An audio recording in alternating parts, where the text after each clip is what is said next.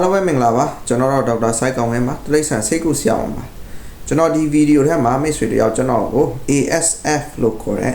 African Swine Fever အကြောင်းပေါ့နော်မေးထားရှိပါတယ်အဲကြတော့ကျွန်တော်ပြောလိုတာက African Swine Fever ဆိုတာကျွန်တော် virus ပိုးအကြောင်းဖြစ်တယ်ပေါ့နော်ကျွန်တော်ရောဂါဖြစ်စေတဲ့เนาะအမျိုးအစားအကောင်ထဲမှာကျွန်တော် bacteria အကြောင်းဖြစ်နိုင်တဲ့ရောဂါရှိမယ် virus အကြောင်းဖြစ်နိုင်တဲ့ရောဂါရှိရပေါ့နော်ဒီ classical swine fever လို့ကျွန်တော်ခေါ်တဲ့ကျွန်တော်ဝက်ဝမ်းကြယောဂါတွေဒီ ASF လို့ခေါ်တဲ့ African swine fever တွေဒီယောဂါတွေကဒါကူးစက်မြန်ပြင်းထန်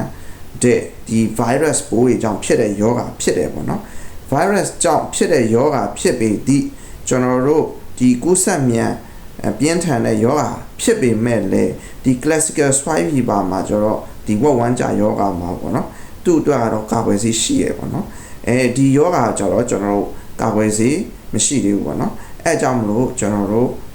ဘယ်လိုနည်းနဲ့ကာကွယ်နိုင်မလဲဆိုရင်ကျွန်တော် biosecurity လို့ခေါ်တဲ့ဇီဝလုံခြုံရေးနဲ့ပေါ့နော်အဲ့နည်းတွေကိုအသုံးပြုမှာကာကွယ်ရပါမယ်ဇီဝလုံခြုံရေးအကြောင်းကိုကျွန်တော်အကျဉ်းတဝင့်ဗီဒီယိုတစ်ခုမှာကျွန်တော်ပြောပြထားရှိပါတယ်ပေါ့နော်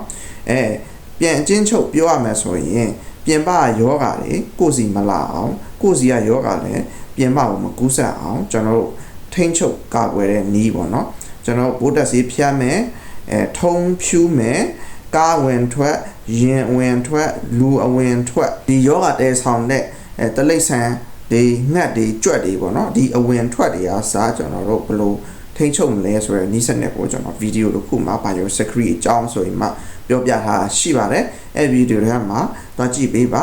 ဒီဇီဝလုံခြုံရေးလို့ခေါ်တဲ့ biosecurity ပေါ့နော်ဒီနည်းနဲ့ပဲကျွန်တော်တို့ဒီကူးစက်ရောဂါကိုကာကွယ်နိုင်မှာဖြစ်ပါတယ်ပေါ့နော်ဒီတော့ကျွန်တော်တို့ African Swine Fever ဖြစ်လာပြီဆိုရင်ဘယ်လိုလက္ခဏာတွေပြမလဲကျွန်တော်ဖျားမယ်ဖျားပြီးရင်ဒီနှစ်ရွက်1 bite တော့မှာတွေးချေဥလိုမျိုးအနီပြင်းတွေအနီကွက်ကြီးတွေဖြစ်တာမျိုးတွေတွေ့ရမယ်ဒီယောဂလက္ခဏာတွေကဝက်ဝမ်းကြယောဂလက္ခဏာတွေဒီ PRS လို့ခေါ်တဲ့ဝက်နှစ်ရွက်ပြယောဂါတွေမှာလည်းတွေ့ရနိုင်တယ်ပေါ့နော်ဒီအရည်ပြားနေတာကြီးပြီးရင်ဒီအတေးကောင်ကိုခွဲကြည့်လိုက်ရဲဆိုရင်သူ့ရဲ့တရွက်ရွက်ကကြီးနေရာတွေစတဲ့ယောဂလက္ခဏာတွေကတခြားယောဂါတွေမှာလည်းတွေ့ရနိုင်တဲ့အတွက်ကြောင့်မလို့ယောဂအတိအကျသိချင်တယ်ဆိုရင်တော့ကျွန်တော်တို့ဒါ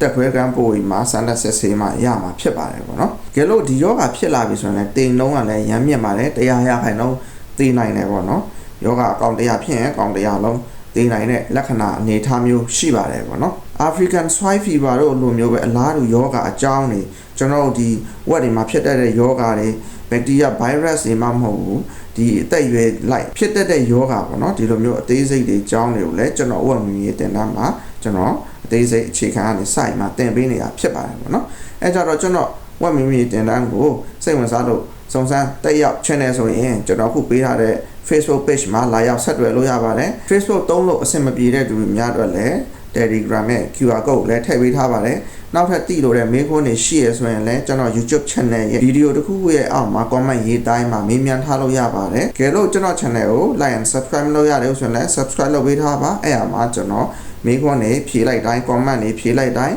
ဗီဒီယိုအတက်တွေတင်လိုက်တိုင်းမိတ်ဆွေတို့စီမှာချက်ပေးခေါင်းလောင်းနေတက်လာမှာဖြစ်ပါတယ်။ကြည့်လို့မိတ်ဆွေတို့အတွက်ဘုဟုတ္တရသုံးပြရတယ်ဆိုရင်လည်း like and share လုပ်ပေးတော့ပါ။ဟုတ်ကဲ့ပါအားလုံးကိုကျေးဇူးတင်ပါတယ်။